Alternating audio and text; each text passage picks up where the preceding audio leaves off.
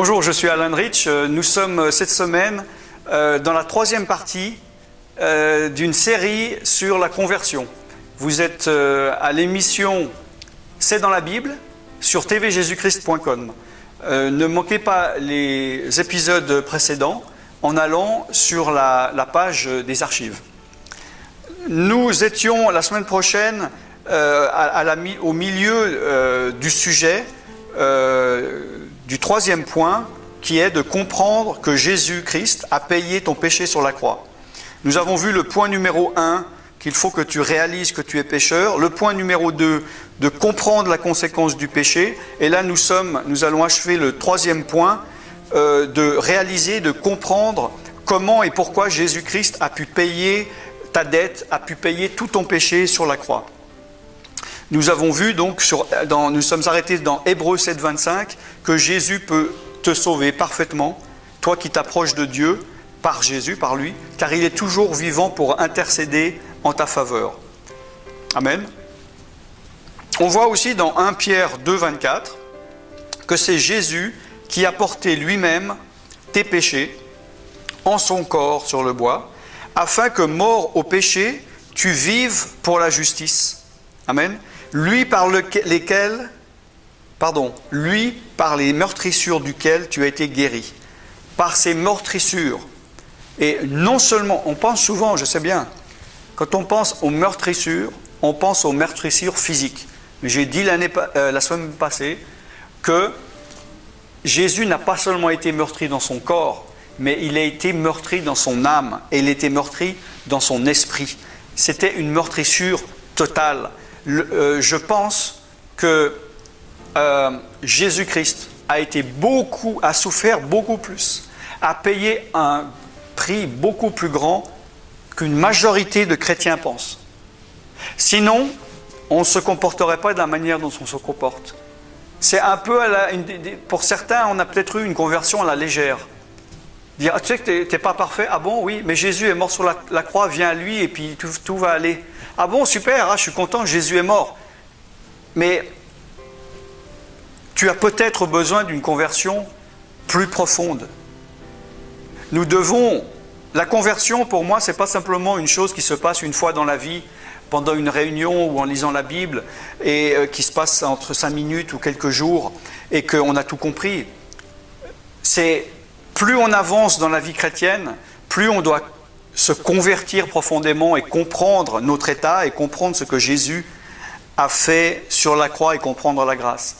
Moi, ça fait 35 ans que je suis converti et jour après jour, je comprends de plus en plus ce que Jésus a fait sur la croix. Et je sais que je ne comprends rien du tout. Je pense que le jour où je serai devant lui, devant son trône et qu'il me révélera la vraie meurtrissure, le vrai prix qu'il a payé pour moi, je serai vraiment étonné. Et on ne peut pas rester debout devant lui sans le remercier et être reconnaissant. Amen. Il est confirmé évidemment par l'Ancien Testament dans Isaïe chapitre 53 versets 4 à 6 que ce sont tes souffrances qu'il a portées. Ce sont tes douleurs qu'il s'est chargé. Nous l'avons considéré comme puni, frappé de Dieu et humilié. Mais il était blessé pour tes péchés. Il était brisé pour tes iniquités. Le châtiment qui te donne la paix est tombé sur lui. Et c'est par ses meurtrissures que tu es guéri. Il est dit, nous étions tous errants comme des brebis, chacun suivait sa propre voie. Et l'Éternel a fait retomber sur lui l'iniquité de nous tous. Le châtiment qui te donne la paix est tombé sur lui. Si maintenant, tu as pu être délivré, si tu es en paix, si tu retournes dans ton passé et tu regardes d'où Jésus est venu te chercher, les délivrances que tu as eues, ce n'est pas simplement comme ça d'un coup de baguette, mais c'est parce que Jésus a porté les conséquences de ton mal et parce que ton châtiment est tombé sur lui, tu peux avoir la paix et que tu as la paix en ce moment. Donc, il faut être reconnaissant. Maintenant, nous allons voir le quatrième point du principe de la conversion. Nous avons vu, nous allons récapituler, le point 1, il faut comprendre et reconnaître que tu es pécheur. Point 2, il faut comprendre la conséquence du péché. Le point 3, comprendre que Jésus-Christ a payé ton péché en mourant sur la croix. Et maintenant le point 4, il faut comprendre que tu ne peux pas racheter ton péché par toi-même, mais c'est un don, c'est une grâce. Parce que peut-être que tu te rends compte et tu dis oui, je suis d'accord avec le fait que je suis un pécheur, je suis d'accord que je dois changer. Même peut-être tu peux te dire je suis d'accord, je comprends que Jésus a porté des péchés ou a porté mes péchés, mais je dois aussi porter mes péchés, je dois payer des conséquences, je peux en partie me racheter. Et je pense que ça, ce n'est pas du tout biblique et c'est amoindrir le sacrifice de Jésus sur la croix. Malheureusement, dans l'Église, c'est souvent enseigné de dire qu'il faut payer des conséquences. Jésus a payé, mais il faut aussi qu'on paye, il faut que... voilà, ce n'est pas biblique. Et ça enlève tout le sens de l'acte de Jésus-Christ sur la croix. Et il ne faut surtout pas oublier que dans les 7 paroles que Jésus-Christ a dit lorsqu'il était sur la croix, sa dernière, avant de rendre l'âme, c'était « Tout est accompli ». Si tout est accompli, que veux-tu faire de plus? Je t'engage par exemple, je te dis voilà ma maison, elle est vraiment en désordre, je te donne le week-end, balaye tout, nettoie tout, je ne veux plus voir de poussière. La personne ensuite te dit, voilà, c'est fait, tout est accompli, tout est fait, il n'y a plus de poussière. Si c'est la réalité, je viens, oui en effet, il l'a fait parfaitement, il n'y a plus de poussière. Pourquoi devrais-je dire, oui, bon, il a passé la poussière, mais je vais quand même passer la poussière derrière? D'accord? Alors pourquoi dire oui, Jésus a tout accompli, oui, Jésus a porté tous mes péchés, oui, le sacrifice de Jésus-Christ a été parfait, et vouloir se sacrifier soi-même, vouloir comme en rajouter, c'est amoindrir le sacrifice de Jésus-Christ.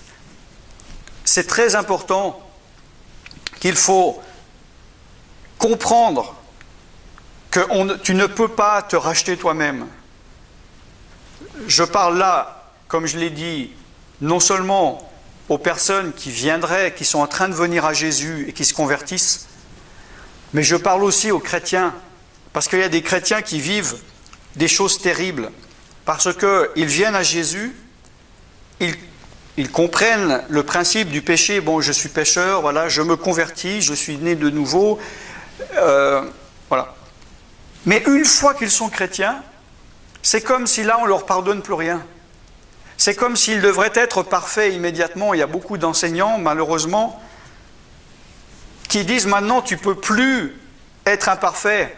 Dieu ne te pardonnera pas, les frères ne te pardonneront pas si tu fais des erreurs. Et plus tu es avancé en âge avec Jésus, plus tu as d'expérience, moins on va te pardonner. Alors que la Bible dit bien, dans 1 Jean 1, verset 9, donc si nous confessons nos péchés, il est fidèle et juste pour vous pardonner, vous purifier de toute iniquité. Et là, Jean, il parlait à des chrétiens, et à des chrétiens engagés. Donc, en tant que chrétien, en tant que croyant, je pense qu'il y en a beaucoup qui pensent deux choses différentes. Une chose, oui, j'ai compris, je suis venu à Jésus un jour, là j'ai été pardonné, je sais que j'ai compris, tous mes péchés anciens sont pardonnés. Mais maintenant, parce que je ne marche pas droit, je n'arrive pas à me pardonner les péchés que j'ai faits en tant que chrétien, et je ne pense pas que Dieu me pardonne parce qu'il veut que je sois parfait. Oui, la Bible dit « Sois parfait parce que Dieu est parfait ». Oui, mais je pense qu'il faut tendre à la perfection. il faut tendre à la perfection, mais si quelqu'un a péché, il y a le sang de Jésus. Hein? Nous avons vu, il y a 3 semaines, n'est-ce pas, que quand Jean dit au chapitre, toujours 1 Jean, chapitre 1, mais au verset 8 et 11, que si quelqu'un a péché, oui, si quelqu'un a péché, il faut confesser nos péchés. Voilà, si nous disons que nous n'avons pas de péché, nous nous séduisons nous-mêmes et la vérité n'est pas en nous. Si nous disons que nous n'avons pas péché, nous le faisons menteur. Et là, il s'adresse à des chrétiens. Donc là, si tu es chrétien, je te dis à toi, et lis dans la Bible, si ce que je dis vient de moi ou de la Bible, je te dis à toi qui es chrétien, si tu dis que tu n'as pas de péché, tu te séduis toi-même et la vérité n'est point en toi. Si tu dis que tu n'as pas péché, tu fais Dieu menteur et sa parole n'est point en toi. Je dis ça pour les personnes qui pensent qu'ils n'ont pas le droit de faire d'erreur en tant que chrétiens. Je ne dis pas qu'il